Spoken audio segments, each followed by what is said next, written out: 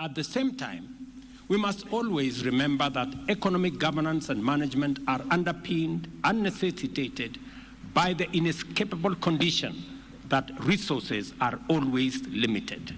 Our development needs many, and our strategies robust and ambitious. Our commitments will always be defined by the direction of our resource expenditures. And the question always is, are we throwing public resources into a bottomless pit, or are we making sound investments that will anchor growth and create opportunities for many, if not all?